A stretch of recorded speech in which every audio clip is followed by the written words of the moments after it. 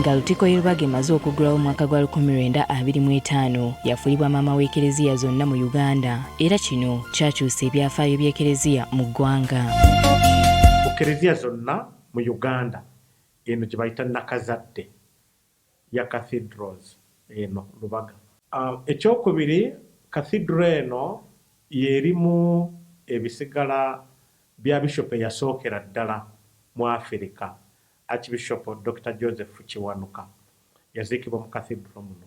Wetwogerera yakakyaza bapaapa abawerera ddala basatu okuli Papa Paul ow'omukaaga eyajja mu 1969, Papa John Paul ow'ekkumi eyajja mu 1993 ne Papa Francis eyajja mu 2015. Era bapaapa bonna abazze abasatu abakyalidde eggwanga lino bonna balina ekigere kyabwe kye batadde mu ki basimbye ekigere kyabwe mu cathedral muno n'okusomera mu mmisa. Okujja kw'ekereziya eno kwayongera okututumula enzikiriza y'obukatuliki mu Uganda nga kyaviirako n'obungi bw'ekereziya mu bitundu by'eggwanga eby'enjawulo. Even nationally ne mu ggwanga era abakatoliki tukiraba nti n'omuwendo gwabwe gukyali luddawa, omuwendo gwabwe guli waggulu.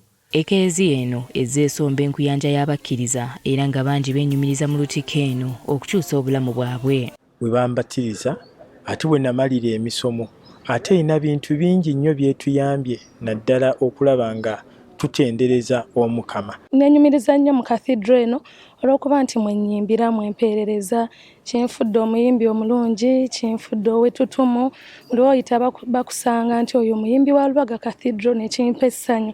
Tekikoma okwo wabula eno ekuzizza kw'ossa n'okufulumya abaweereza b'Omukama bangi naddala okuli abasaserodooti ne bannaddiini abalala abatambuza eddiini y'Ekikristo. Tulina abasaserodooti abasoba mu 405 abali mu ssaza lino eryawa ery'e Kampala.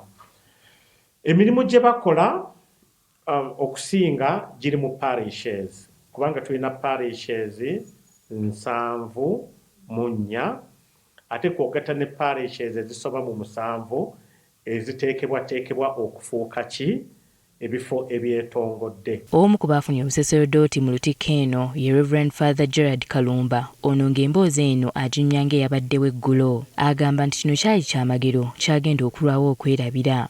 Obusaserodooti omwepisikoopi waddembe okubuweera w'abaasazeewo wonna okubukuweera naye ffe yasalawo okutuweera mu kathidro ye kye twasanyukira. N'olunaku lwali lunaku lukulu nga lwa Mwoyo Mutuukirivu kye tuyita Pentecost mu mwaka ogwo 18 May mu 1975. It was great for us. N'okuba namba yali nnene nga ffe bamu ku baasooka okubeera abangiko abafuna obusaserodooti omulundi gumu nga tuli bangi. Bwe kituuka ku byenjigiriza kw'ossa n'ebyobulamu mu ggwanga, Lutiko eno ekoze omulimu gw'amaanyi okulaba ng'ebitumbula mu ggwanga ng'eyita mu kuzimba amasomero n'amalwaliro. Essomero eryasooka lyatandikira wano St. Mary's naki kakati eyo nayo olaba bye byonna egyo mirimu gy'ekereziya okuzimba eggwanga. Ate ng'era tulaba nti ebifo bingi nnyo bw'olaba bwe batandikawo ekigo parish n'enkulaakulana endala zikola zijjawo. Eddwaliro lino ery'e Lubaga lirimu ku malwaliro agamanyiddwa obulungi mu ggwanga olw'enzijjanjaba yaago. Tulinawo nursing training school wano e Lubaga, St. Michael eri wano wansi. Tulinawo amasomero ga secondary n'aga primary. Bakitaffe mu Katonda bagamba nti omuwendo gw'Abakristu gweyongedde bw'ogeraageranya n'emyaka egizze giyita. Gy'okoma okulaba nti parish empya zitondebwawo ekyongera kulaga nti n'Abakristu bakoze eki beeyongedde. Obukristu tibukendeera kubanga ennamba y'ababatizibwa buli mwaka yeeyongera. Wadde nga bingi ebituukiddwako, okusoomoozebwa nakwo kukyaliwo gamba ng'Abakristu okugwamu omwoyo gw'obukkiriza. Ebintu by'ensi bitwaliriza nnyo abantu ne beerabira nti tuli bayise. Singa mu mpisa ne mu by'omwoyo tubeera upright, na bino ebirala byanfuna byaki bwavu na biki ndowooza tebyandibaddewo. Ku kompyuta ekisinga obukulu si hardware ne software.